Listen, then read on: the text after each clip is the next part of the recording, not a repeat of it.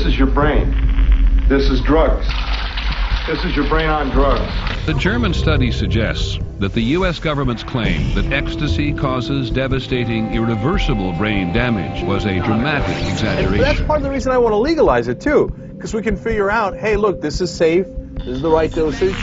Now, there are people who think it's a bad idea. There are people who think smoking and drinking are bad ideas. Experts warn that just one dose could mess up your brain for life. Researchers at a Norwegian university have looked back at early medical trials of LSD and found evidence it could be used to treat alcoholism. Psilocybin decreases the amount of activity that's occurring, therefore decreasing activities associated with depression. California state law where medical marijuana appears to be helping so many people with cancer. They take ayahuasca as a medicine. They say it's a medicine for the body and the soul. 1,000 deaths related to drug violence. We see the failure of the policy of prohibition in our society. It's the beginning of a very significant scientific investigation of the actions of psychedelics.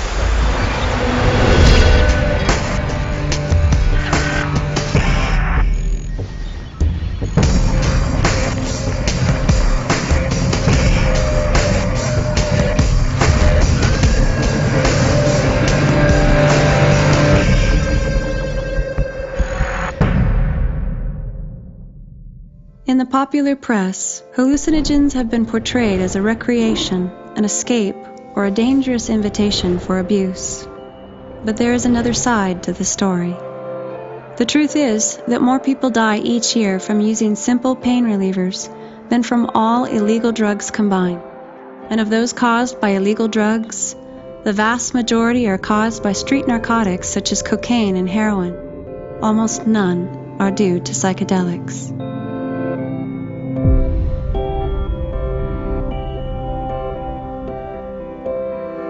This is a glass of water.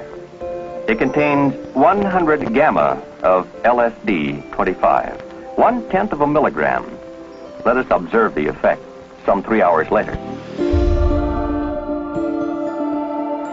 I can see everything in color. And the dimensions and all the prisms and the rays and everything coming down through you and moving. What does this all mean to you? I've never seen such infinite beauty in my life. There was great hope in the early 50s that LSD was going to revolutionize psychiatry. And in some sense, that hope was not misplaced. In the 1960s, drugs like LSD had moved out of mainstream medicine into recreational use. I think the powers that be to some extent felt that things were getting out of control, so that in the mid-60s there was a move to try and put the lid back in the bottle, to get the genie back into the bottle, to try and restore social control that appeared to be on the verge of breaking down.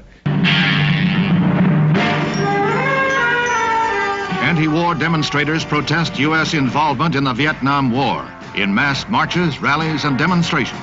If we're going to be able to prosecute wars in the future, we can't have too many people taking drugs like LSD.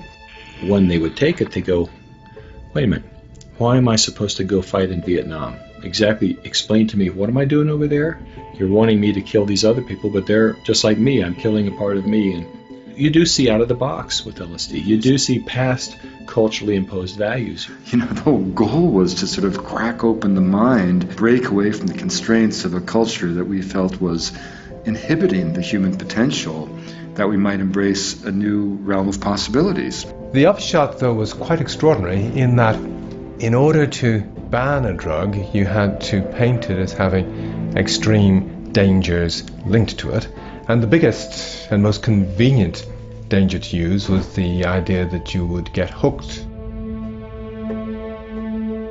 In actual fact, you cannot become physically dependent or get addicted to a drug like LSD. To try to deal with something like this in a straightforward scientific manner is really difficult, because you're really dealing with irrational, fear-based reactions that have nothing to do with what the drugs have done in the past and what they can do in the future. It's been 40 years, 50 years, essentially, since all clinical work on psychedelics was shut down.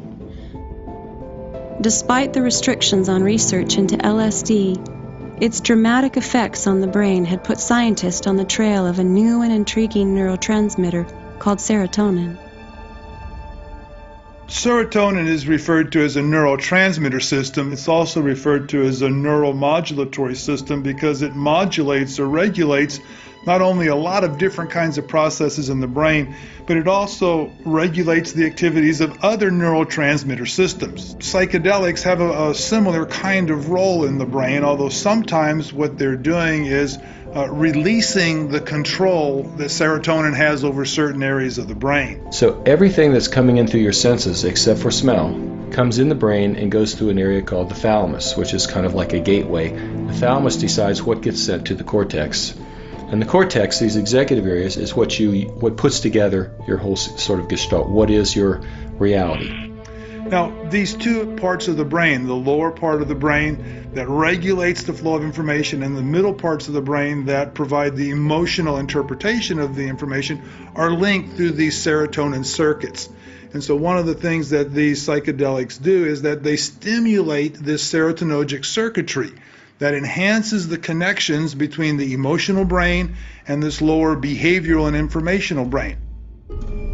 So this is why I talk about these psychedelics as really being better characterized as psychointegrators. They function much like serotonin in integrating the activities at the different levels of the brain, but they do so in a way that changes the serotonin's sort of repressive control mechanisms, regulating us from having too much information to saying, you get it all. And this is part of the overwhelming experiences that people have, but it's also why we get these intense insights, these intuitive understandings, the sense that everything is now all connected together, because the brain really is being connected together by the way these substances interface with the serotonin system. What really got researchers interested in serotonin and its functions was the fact that LSD resembled serotonin chemically. Not only that, but LSD affected all of these various functions of serotonin and was really used as a molecular tool to understand what serotonin was doing.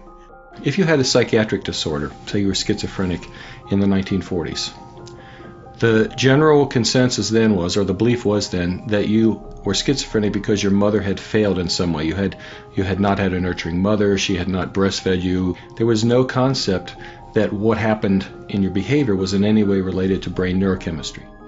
Among these drugs, the hallucinogens, are included mescaline, a chemical taken from the peyote cactus, psilocybin, extracted from a variety of Mexican mushroom, DMT, synthesized from the compound tryptamine, and of course, LSD-25.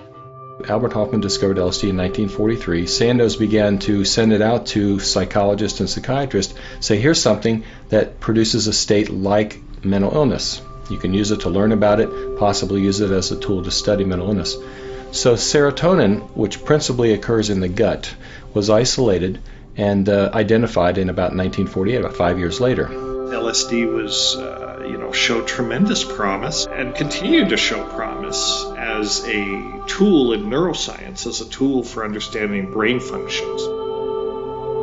William James, the famous American psychologist, made a distinction between two different kinds of ways behavior change. And he talked about the educational variety of behavior change, where things occur incrementally. We learn things, and that's how we normally think about behavior change. And then he said, there's a different kind of way human behavior changes, and that's an all or none type of change. Psychologists have used various terms to describe conversion experiences, or quantum change, or epiphanies, to kind of grab the idea that the human organism is capable of having a profound shift of perceptual awareness. Often in a psychedelic session, there's a sense that there is a process unfolding that's just incredibly well crafted, incredibly wise, and it's not coming from the person who has ingested the substance or the guide. It's coming from the depths of the unconscious itself. People recognize very often the pain that they've been running away from all their lives, but they also recognize that central and indestructible part of themselves that they've never seen before, at least that they've lost touch with. And ultimately, that entails feeling drawn into this transcendental, mystical realm of the self, beyond the individual historical life, and beyond that to the profound unitive states that the Hindu would call samadhi, or the Christian might call the beatific vision, a Sufi would call fana, the profound awareness at the very core of the mystery of what we are. I'm reminded of a slogan or two I saw some students carrying once. One said, all wars are civil wars because all men are brothers. Right. And another one said, there is no they. Right, exactly. And that's one of the components of the LSD experience, the understanding that there is no they, there's no other. It is all one.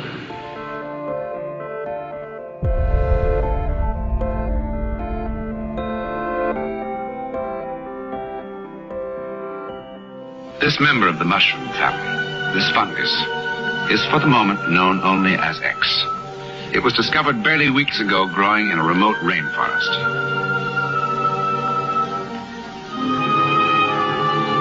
Science has not yet given it a name, for science knows scarcely anything about it. But it is felt that X might have one remarkable quality, that it stimulates extrasensory perception, enabling the mind to become telepathic and clairvoyant. Now that's a rather large claim. Is it true or false? The answer to that question took us on a unique and distant journey. We suddenly found a way to explore a continent that we didn't know existed, and not many other people knew existed either. Just like Marco Polo, in the 14th century, he went with his uncle and his father to China, and then came back and said stories about China, and people said, oh, you're hallucinating, you're crazy, there's no such thing, there's no such place, you made that up, you're fantasizing. He said, no, you could go for yourself. So we suddenly found that there's a ship that can take you to this other continent that you didn't know existed, and there's all these amazing animals and people and trees and plants and mountains and situations going on that you never heard about before, and that are incredibly interesting, that are all kinds of fascinating relationship to our own selves and give us insights into who we are in a very interesting way, and novel and productive way.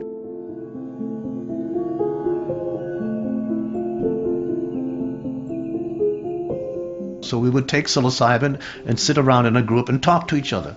Now, later on, and nowadays, I wouldn't do that. I mean, that's not a good way to do it. You might sit in a group and take psilocybin, but you'd stop talking. You see, in psychedelic therapy, you put your eye shades on and listen to music and pay attention to what's coming through from within. Of course, then you do external talk in order to integrate and understand your experience and bring back translation. That's like you come back from the undiscovered country and then you talk to other people who've also been there and say, well, what did you find, and what did you find? And maybe some people are specialists in the plants, and others in the animals, and others in the people, and the culture, and the geography, and so forth, like that.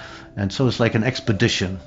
In the 60s, some people used mushrooms for the hallucinogenic effects. Well, now those same so-called magic mushrooms are being used to ease the pain and anxiety of cancer patients.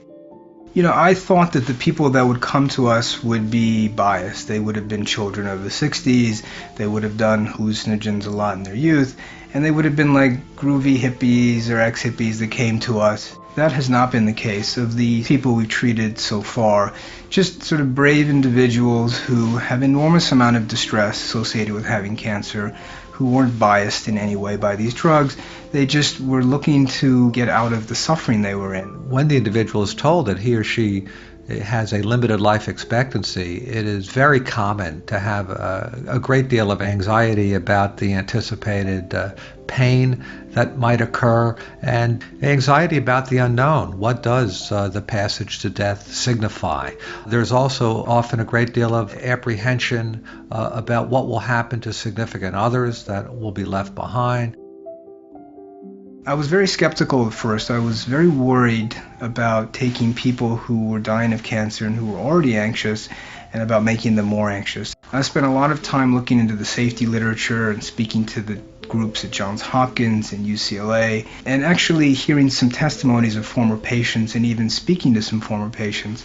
And I became more and more reassured that this was safe and that if you screen patients properly, that this was potentially very beneficial. We saw a considerable indication that there was both a short-term and a sustained over time alleviation of anxiety. And here we're talking specifically about the anxiety, the existential anxiety associated with their limited life expectancy. A new report in the Proceedings of the National Academy of Sciences suggests that the key ingredient in magic mushrooms, psilocybin, may be the perfect aid for certain mental disorders. Early research has shown that psilocybin is helpful for terminally ill cancer patients dealing with anxiety and possibly people with severe forms of depression. The Good Friday experiment was an attempt to take the tools of science to look at this question: can psychedelics, in this case psilocybin, catalyze a religious mystical experience? Because these people were divinity students at the time, most of them were ministers after all these years.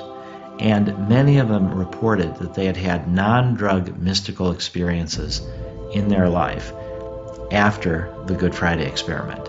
And that gave them a point of reference to compare to their drug experience. And these people compared it in a way that it was, again, either identical or very similar to, but they determined in their view that their psilocybin experience was genuinely mystical. The experience that day demonstrated to me the reality of God's presence in all the world and in all experience.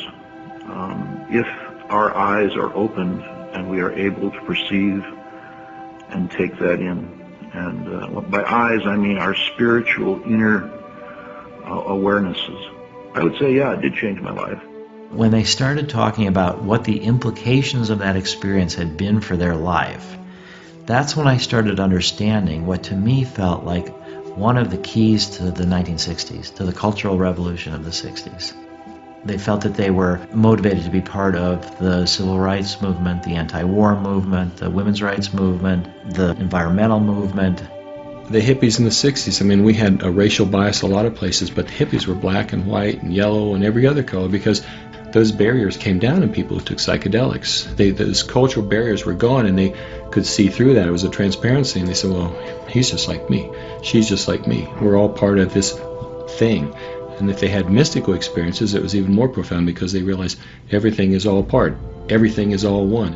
When you have this unitive mystical experience, because it's unitive, you identify with people that you might normally not. So that there's a deeper part of ourselves, deeper than our country, deeper than our nationality, deeper than our religion, deeper than our gender, deeper than our skin color, deeper than our sexual orientation, that there's this core element that binds us together. A hallmark feature to the mystical experience is one in which there's just a sense of the interconnectedness of all people and things, a sense that all is one.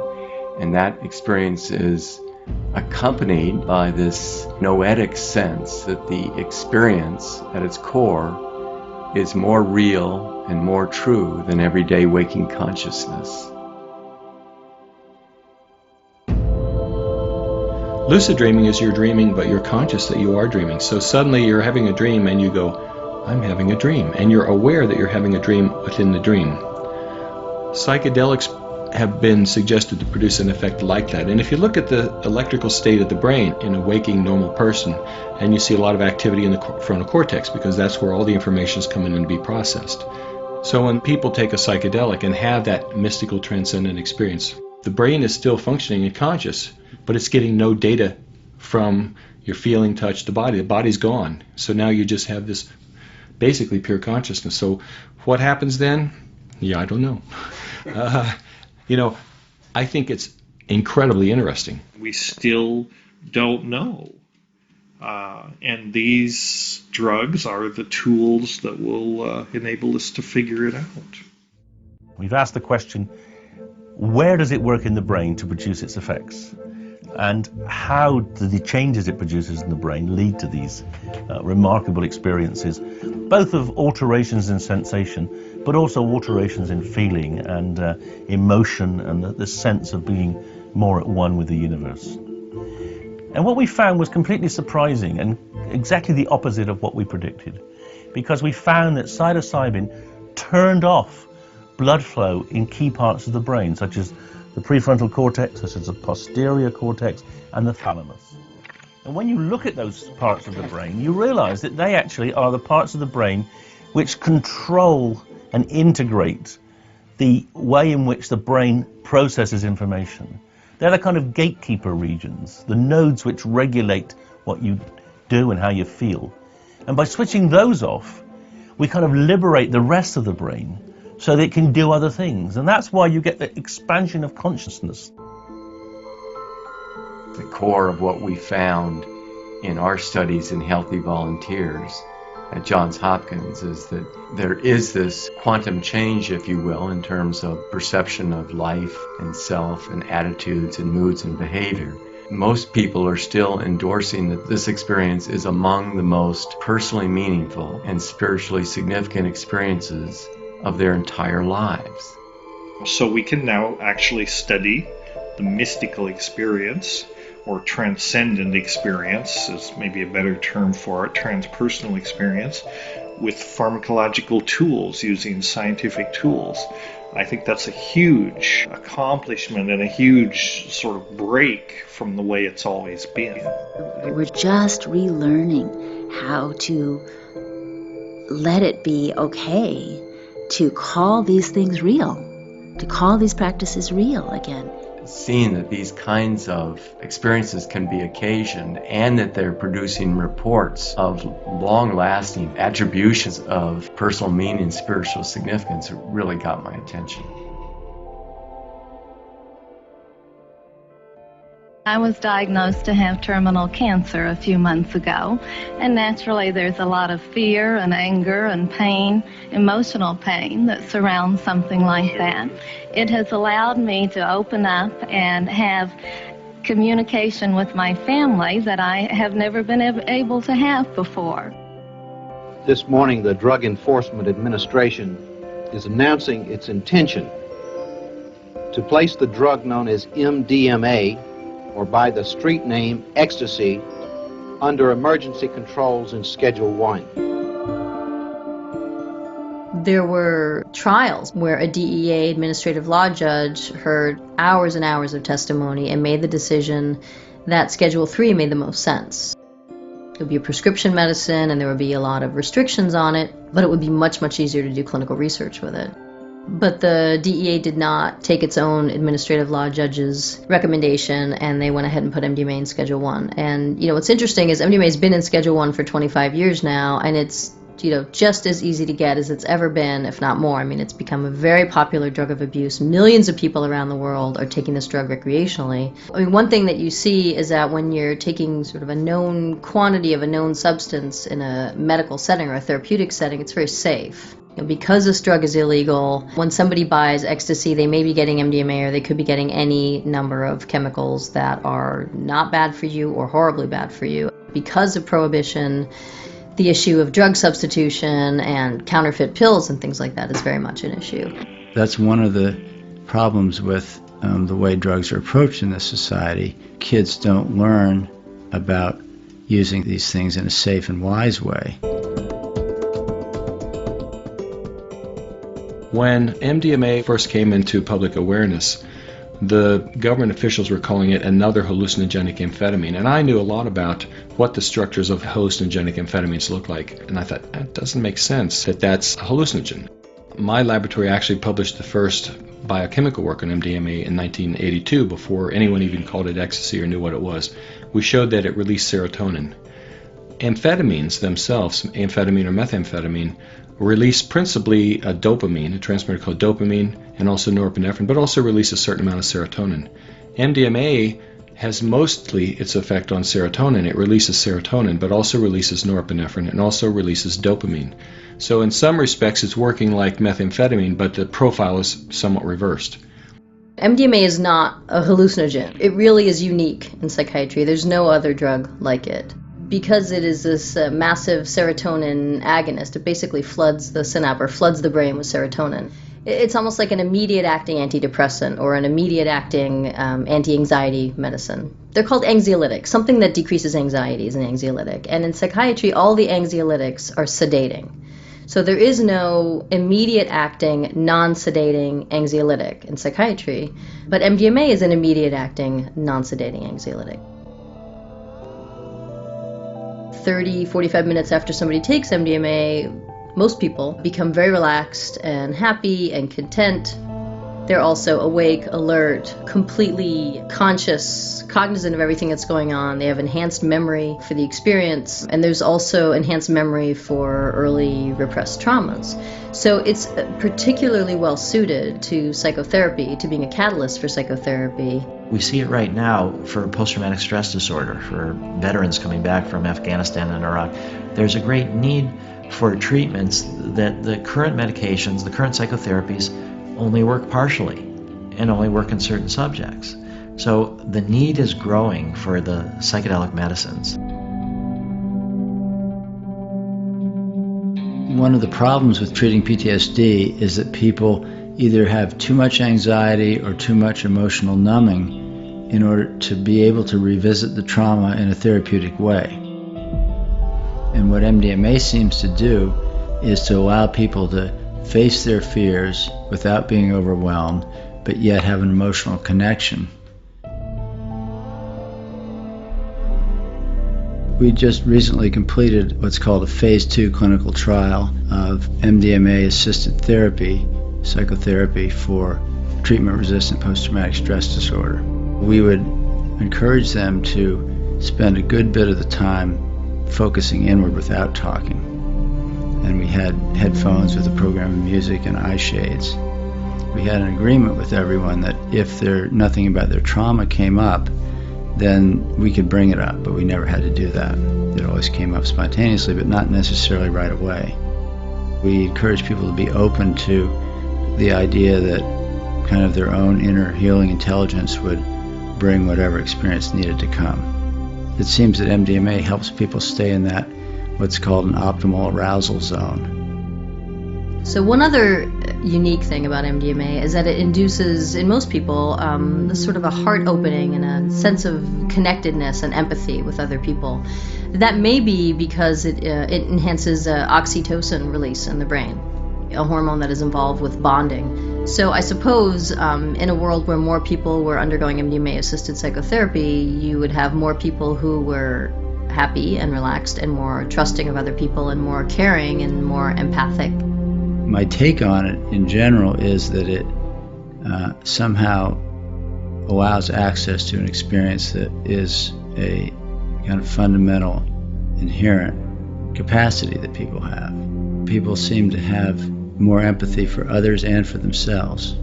It seems as if it removes the obstacles to accessing that sense of empathy.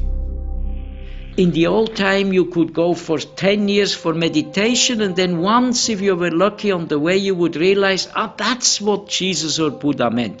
Now you can do it in 6 hours in an ecstasy. It will not keep, but you get the insight. And if then you are serious, you can start to work with that insight. But first, the door has to open. It would not be the best use of it if people get the idea that the only way you can feel better is to take the drug again. I think that gets into a pattern that's not useful. Psychedelic is a beautiful help to open the door as long as you are ready to accept. It is not the solution. It's an interesting compound, and we need to know more about it. We need to understand the risks and benefits. And the only way you're really going to understand it is to do clinical research.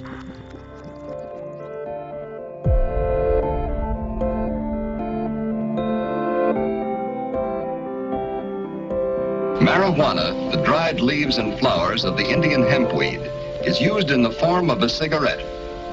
Marijuana smoking, experts point out, can make a helpless addict of its victim within weeks, causing physical and moral ruin and death. Should you ever be confronted with the temptation of taking that first puff of a marijuana cigarette, don't do it. One of the most remarkable aspects about cannabis is that the plant itself contains hundreds and hundreds of different compounds, many of which are likely to have therapeutic value. Now, mostly we focus on THC, which is of course the component of cannabis that makes you stoned. But there's another very important component called cannabidiol. But cannabidiol itself is also a relaxant drug. It's recently been shown to reduce anxiety. It may also promote sleep. Early man began to use psychoactive potions. In the cave paintings you can see the signs of an altered state of consciousness. Initially, of course, ancient people didn't have any understanding of things like THC, chemical molecules, these types of things, their effects on the brain. And the effects of plants like cannabis, opium, coca, mushrooms, cacti were all generally seen as magical effects that came to them through the gods. So cannabis has a very broad range of actions, and it's been around for 4,000 years, so it's not surprising that its utility has been widely experienced and widely tested. It was very popular with Queen Victoria in England in the 1800s. She used it to treat period pains. She used it to treat the pain of childbirth. And in fact, it was a legal medicine in Britain until 1971. And then when young people started using it, it was banned. I certainly think we have made mistakes in penalizing people for medicinal use. We saw some cases that were absolutely ludicrous. People who were raising it for those purposes, who've been directed to use it. So I think we should open up this whole can of worms. And I would hope that the Justice Department could work with this committee and work with members of Congress and other advocates as to how better to assess the use of marijuana. Can they come up with even one positive thing as a result of prohibition of marijuana? And if they start saying, oh, it's to keep the drugs away from our children, they're wrong. It's easier for our young people to get marijuana than alcohol. If they're going to say, well, we're going to reduce violence, we're going to perpetuate the rule of law, they're wrong. It's doing the absolute opposite. 60% of all of the drug cartels' profits in Mexico come from the sale of marijuana, with all of the drug-related violence that goes down there. It isn't the drugs that are causing the harm, it's the drug money. The federal government officials say this all the time. There's no study showing that marijuana is an effective medicine, and you know something? They're right. However, it's beyond hypocrisy for them because it's the federal government that controls the marijuana, and numbers of reputable groups, the Centers for Disease Control, the University of California, and others have requested to conduct the studies, and they've been deprived of that authorization. So there's no research because the government hasn't allowed the research? The government affirmatively does not allow this research to take place, and then they sanctimoniously say, well, there's no research that shows it. It's beyond hypocrisy. I view it as chutzpah. Cannabis is less harmful to the health than alcohol or tobacco. And therefore, it is completely out of order that it should be in this high prohibited category. Tobacco, to the best of my knowledge, is the only substance that we sell in the United States that when used as directed causes death. Right, absolutely. Shouldn't we be incorporating tobacco into our drug policies? No, certainly. And that argues more and more for it being a public health issue rather than a criminal issue. I think the ultimate threat of these substances when it comes to modern society is their ability to break consensus trance and throw people into looking at things in a novel new way. Society went through a massive upheaval. There was a sexual revolution. People started protesting wars. And the government themselves directly saw a relation between this and drug use, particularly cannabis use.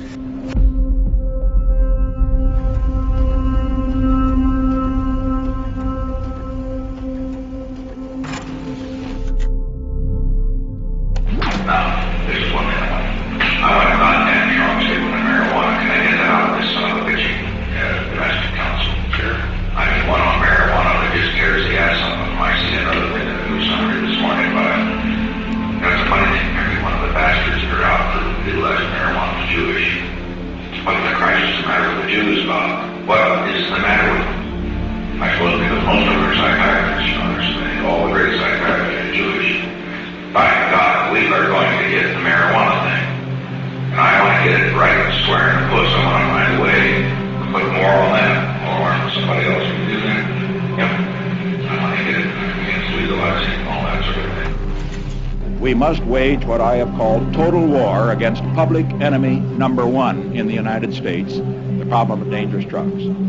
Drugs are menacing our society. They're threatening our values and undercutting our institutions. Ronald Reagan, for instance, and his son Ronald Reagan Jr. in an interview when questioned about his mother Nancy's Just Say No campaign and his father's support for the war on drugs, said in relation to marijuana, it's not marijuana, the mildly mind-altering substance. It's marijuana, the antithesis of the state.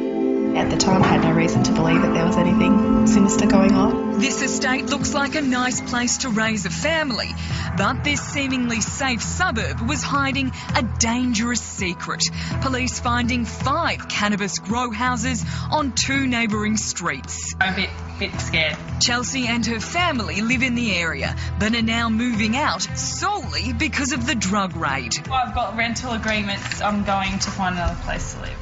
Yeah, cannabis has had a rough time over the last century or so. And one of the real problems I think we have now is that medicinal cannabis is only available in some countries, still not available in the United Kingdom, and that's a serious loss and it's a detriment to many of our patients. We've done research on the different constituents of cannabis. THC, which gets you high, CBD, which is an amazing compound which is antipsychotic, anti-anxiolytic, anti-diabetic. It's a very good compound. It's been grown out of the crop because the crop has been modified and grown so that it has as high THC as possible. It's a tragedy that our youth can only get that type of cannabis, more or less. There's a lot to be learned about that, and I think it can be a real problem for kids using it in a way that doesn't have that kind of set and setting. There's a lot of learned knowledge which can more easily be passed on in a regulated system. On one hand, we decry the scourge of drug abuse. On the other hand, we say that, you should take drugs instead of dealing with a behavioral problem, instead of implementing novel things such as parenting. Kids are a behavioral problem, so they can be medicated so that they're no longer a problem. As a result, we have a whole generation that is grown up to rely on drugs. And so then they find out that the drugs that are prohibited actually work much better than the pharmaceutical drugs. They're often more effective. And so they can see no reason not to use those substances. While autism is not a qualifying medical condition like cancer or severe pain, in Alex's case, the seizures are. His parents give him a liquid form of the drug, and after a few months of treatment, the Eccles say they saw a dramatic improvement. He went from hitting himself, blooding his face. Within an hour, hour and a half, he would be playing with toys, using his hands, something that at that time was almost unheard of. They're not advocating the use of medical marijuana for all autistic children, but they say walk a mile in their shoes, and the treatment might not seem so extreme. Seniors are the fastest growing group taking up pot. A warning, this report does contain drug references. I don't believe in drugs, but then I've also never been someone who suffered from pain. Marijuana kept me alive. I've talked to so many people, elders, who said, I never thought I would do anything illegal in my entire life. I'm a little old lady who's followed every rule I've ever heard of. But when my husband was suffering from chemotherapy, I found myself hunting for marijuana. And I had to go across that line to find it. It made me realize that not all the rules are here to protect us. And that sometimes we have to look beyond those boundaries to find what we're actually entitled to have. And CNN's chief medical correspondent, Dr. Sanjay Gupta, joins me now. Sanjay, welcome to you. Thank you. Thanks for having me. So, come on, you've been looking at this for a year, and I want to remind you that in 2009, you wrote a Time magazine article entitled Why I Would Vote No on Pot. You've changed your mind. If you look at all the papers that are written in the United States about marijuana, the vast majority of them are about the harm. That we fund studies on harm, we don't fund studies on benefit nearly as much. So it gives a distorted picture. But you know, I didn't look far enough, I didn't look deep enough, I didn't look at labs in other countries that are doing some incredible research, I didn't listen to the chorus of patients who said, not only does marijuana work for me, it's the only thing that works for me. I took the DEA at their word when they said it's a Schedule I substance and has no medical applications. There was no scientific basis for them to say that. The science is there. This isn't anecdotal. This isn't in the realm of conjecture anymore. I mean, for a long time, we've just ignored these papers, but this was a drug, you know, that was used for thousands of years.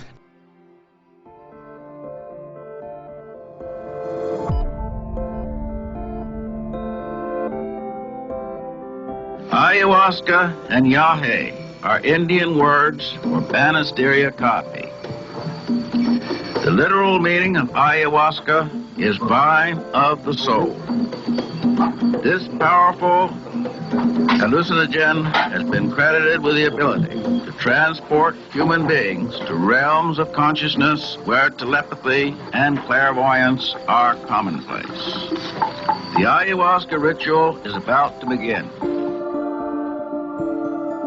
What I was into was looking at how Amazonian Indians think about their resources and use them to be able to argue against the World Bank and other international development agencies that were enacting these big deforestation projects that would take land away from people. This was about human rights and ecological destruction and trying to make the world a better place.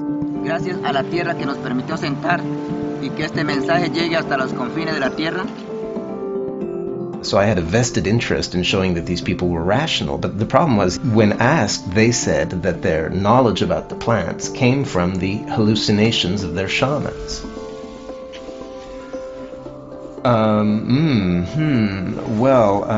After circling around this question of the origin of their knowledge, finally one guy said, "Brother Jeremy, if you want to know the answer to that question, you have to drink ayahuasca." He said it's a television of the forest and you can see images and learn things. So, I decided to check it out. Pasteur tried it and all the great scientists, they try it on themselves. That's one of the beautiful things about science.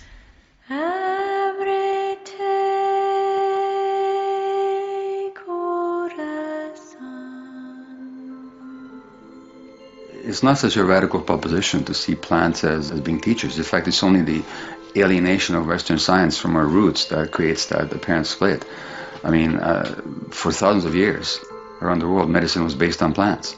These psychoactive chemicals, in some way, are a co-evolutionary mechanism, a way that, and here's where we get away from science and into speculation, but a co-evolutionary mechanism by which the community of species, or at least the community of sentient species, has evolved to talk to this primate, if you want to put it that way, a way to share the gnosis, to share the knowledge. A famous botanist once said, plants have substituted biosynthesis for behavior. Animals interact with their environment and deal with their environment primarily through behavior. The flight or fight reaction, all of this stuff. We move around. If we're threatened, we get up and run away. Plants can't do that. They're stuck in one place. So they mediate their relationships with the environment through chemistry. That's why they're such great chemists. And if you are an animist, a person who sees the spirit of plants at work with agency, meaning the ability to choose to interact with another species, suddenly the whole relationship becomes much more complicated, because now they can be used as an agent essentially to form a symbiosis with this hypertrophied brained primate. And so suddenly the whole evolutionary relationship, the co-evolutionary equation, has changed. The plant has an incentive to form a relationship with human beings. I think it's very significant that we talk about the shaman's experiences as an out-of-body experience. That the experiential self what we may call the soul or the spirit or just our cognitive point of reference becomes detached from the body. And so now we have the capability to look at the world in a way that is more than just the body-based limitations that we originally evolved to use to understand the physical world. There is a sense in which in your mind you rise above yourself or outside of yourself, and you can see films about yourself. Once you drink, you see, and once you see, then you can't unsee. Just like they say, you can take this stuff and it shows you these spectacular images that teach you things. There's a wisdom in the psyche that becomes more and more apparent of just what a particular person most needs to experience in order to mature psychologically and spiritually. It is often like, that is just what I needed to know, perhaps not what I wanted to know, but just what I needed to know at that moment. Nuestra identidad como nativos es que somos hijos de plantas sagradas que venimos trabajando en favor de la humanidad, de que todos somos uno. Those cultures where ayahuasca is part of the culture, no one uses it frivolously. The kids don't go off and party with it. It's used in a very respectful way with elders, shamans, people that know how to use it, guiding and having a safe set and setting.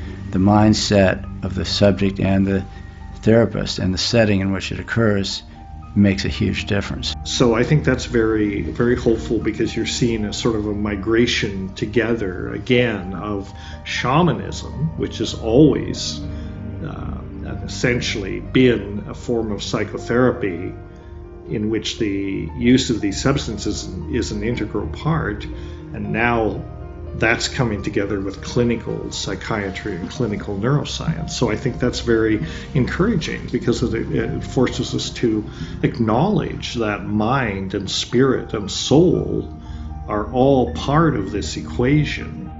It's true that ayahuasca has become surprisingly popular in the Western world. What's surprising about it is it's not necessarily an enjoyable experience. It's a purge. It can make you vomit and so on. I mean, it's not exactly a party drug. I must say, you wouldn't drink ayahuasca out of ceremony. It's not anything that you do lightly, and you want to be doing it with people who have been there before, who are helping you and who know what they're doing.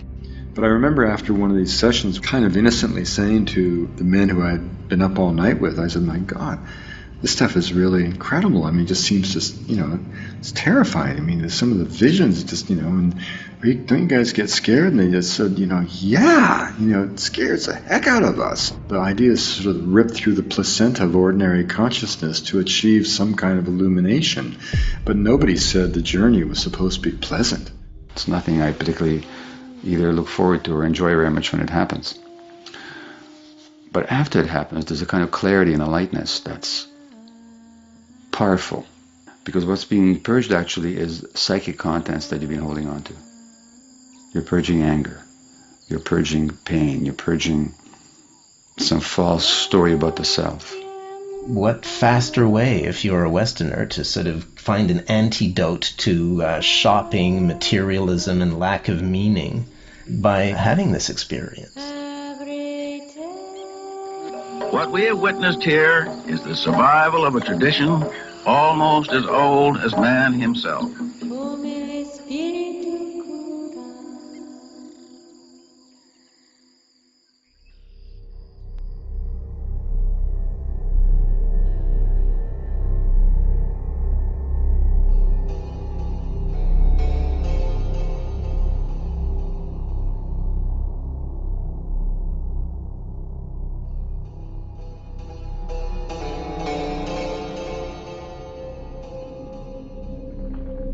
What we had done, Lieutenant, was to establish definitely, for the first time, through careful experiments, that man at present is using only a fraction of his brain capacity, especially in the field of awareness, and that certain drugs are powerful devices for expanding this awareness toward its real possibilities. Brother and sister, together we'll make it through.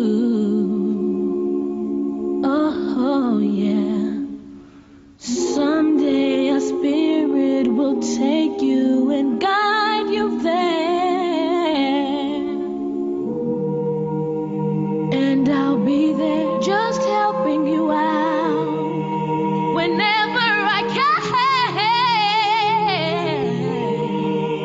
Everybody's free. Everybody's free. Oh, yeah. Oh, to feel good. The successfully marketed serotonin antidepressants which came into consumer use in the 1980s were sold as mechanical fix-its. In the marketer's dream, the complex system of self and environment was distilled into a pill to be cheerfully swallowed on a daily basis, offering the promise that you would return to the persona of a productive and contented citizen. This idea that we can somehow medicate ourselves into a state of happiness. This encourages drug dependence, and it encourages people to not really examine the foundations of the problem that make them feel bad in the first place, because you can simply mask the symptoms. It's not like any individual is wrong to do that. It's the picture that's wrong. The individuals are suffering, clearly. You know, we have to have compassion for people looking for solutions to their personal problems in whatever way they can. But it doesn't seem that medicines that dampen your desires and dampen your identity and dampen your caring about this world are good medicines for the individual or for the planet. Overburdened by their HMO schedules, doctors no longer have the time to work through serious issues with their patients.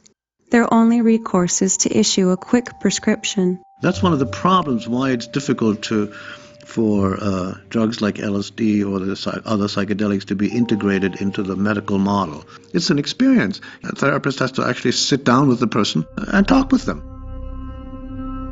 Depression and other types of mental illnesses are understood to be chemical imbalances in the brain. It's very rare that when an SSRI is prescribed, that actually measurements are taken to establish that there are chemical imbalances. I don't think that chemistry explains depression. So the idea that depression can be related simply to some biochemical changes I think it's a very inadequate theory.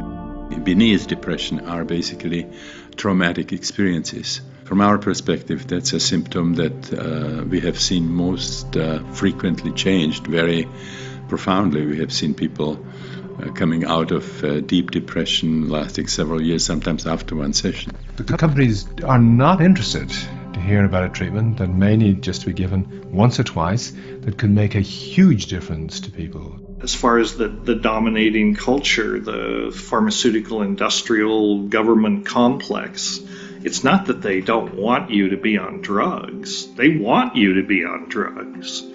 They just want you to be on corporate drugs.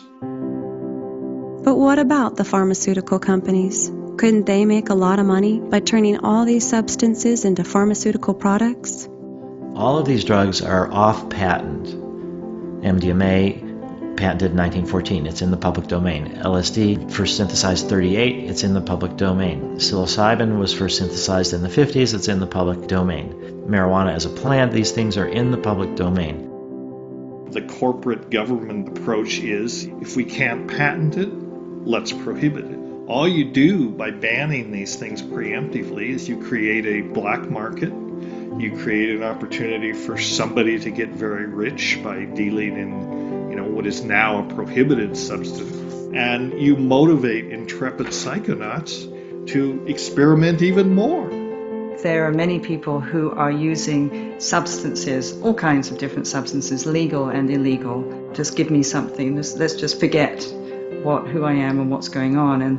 And medicine is the opposite. Let's explore who I am and let's understand it. Psychedelics open up the door to our inner psyche, so we have human experiences under the influence of a psychedelic rather than a psychedelic experience that's somehow or other intrinsic to the drug. A flood of findings with drug addicts and convicted felons showed that these substances could recondition behavior, enabling them to make dramatic changes in their lives. After participating in one of these experiments himself, Alcoholics Anonymous founder Bill Wilson became convinced that LSD could cure chronic alcoholism.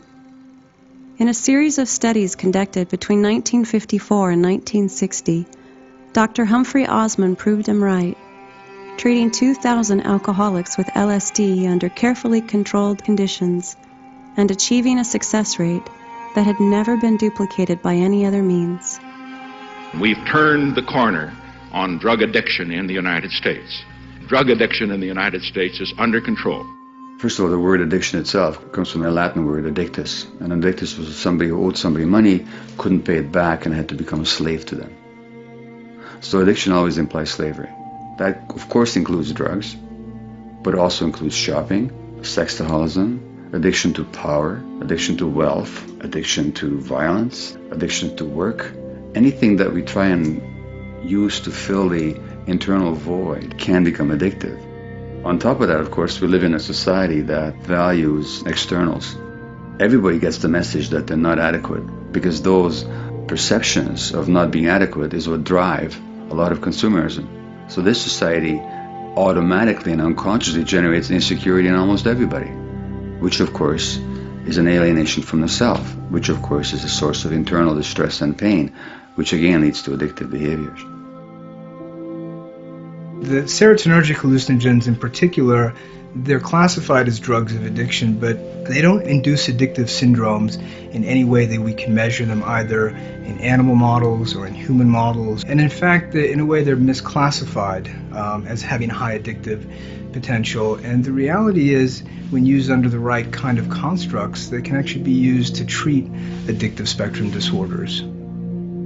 These drugs are illegal, and one remembers Professor David Nutt. I mean, it got so many headlines at the time he was sacked by the former Home Secretary for his advice, saying that ecstasy and LSD were less harmful than alcohol. Should perhaps people view this in the context that there is someone perhaps who just generally wants less regulation of some of these drugs? Well, this is a very specific application of the drugs. It's a medical application, and these are preliminary results, and so we're interested in the potential of the drug. So really it doesn't directly implicate the policy issues. We're more interested in being able to research these drugs for their potential benefits.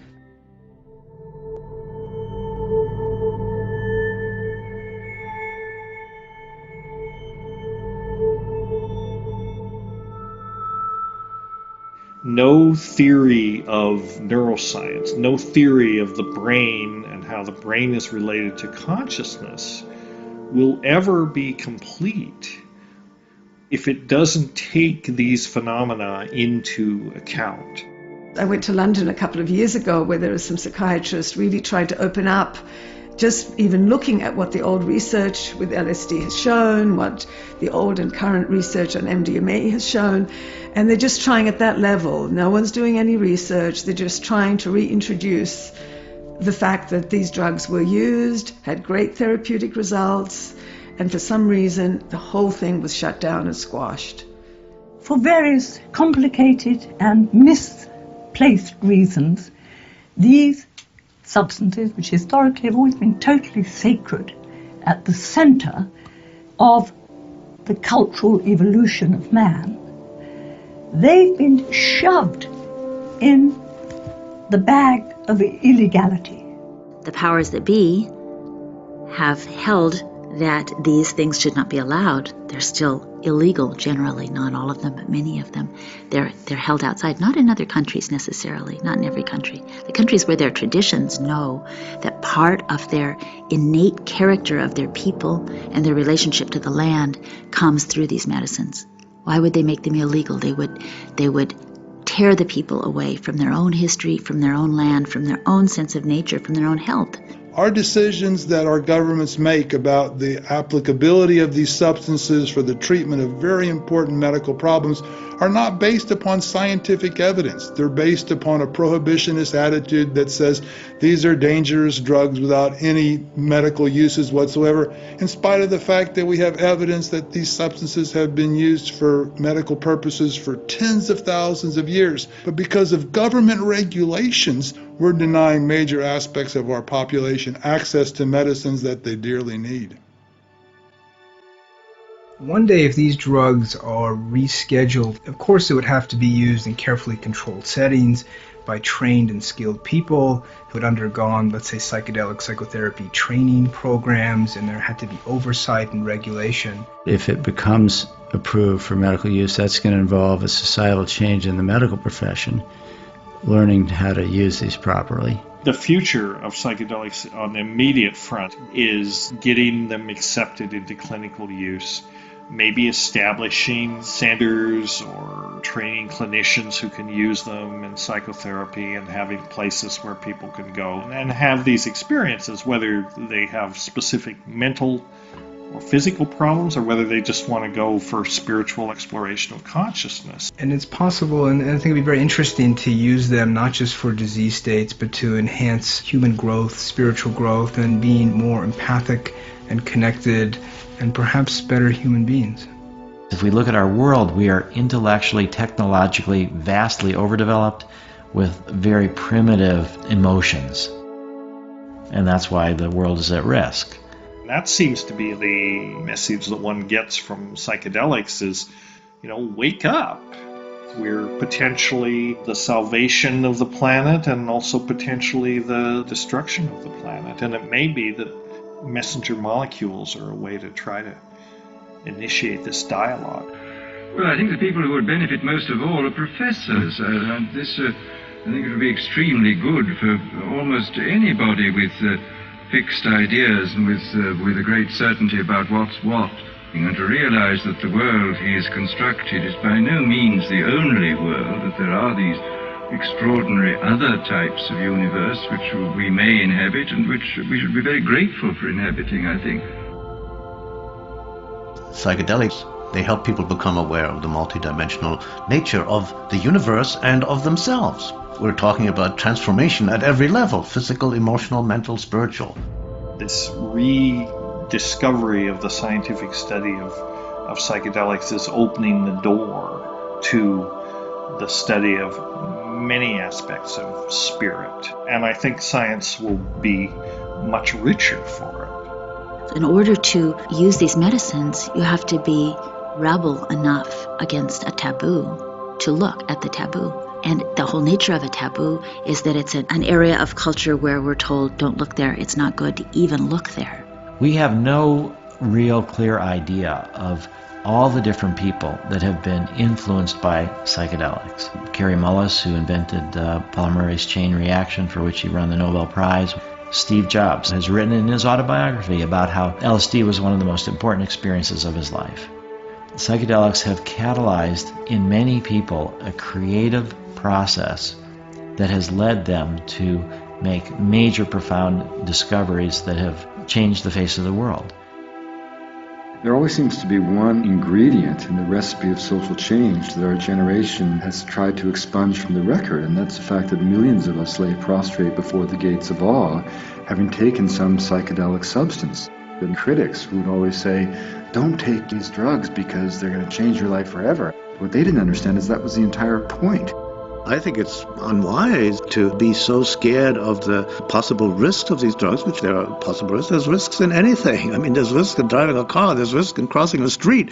But to be so scared of them as to make them illegal and accessible to anyone and not even want to research them or not even want to think about them, why would we do that? Are we so sure that we can solve all the problems that confront us that we want to throw away a possible tool that can expand consciousness, that could possibly, give us some more insights and some more possibilities of how to resolve the difficulties that we're facing? I think not. We had this conflict in the 60s when psychedelics went wrong. What I think is even deeper is when psychedelics go right, not only would these drugs have the potential to be useful in psychotherapy, they had the potential to be useful in the evolution of the human species, and that they could make a major contribution to the survival of the planet.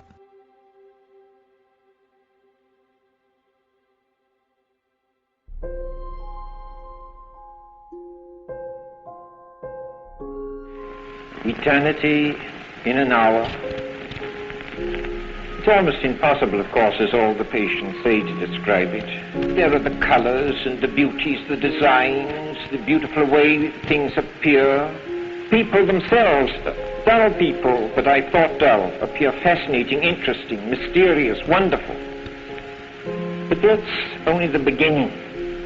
Suddenly you notice that there aren't these separations, that we're not on a separate island shouting across to somebody else and trying to hear what they're saying and misunderstanding.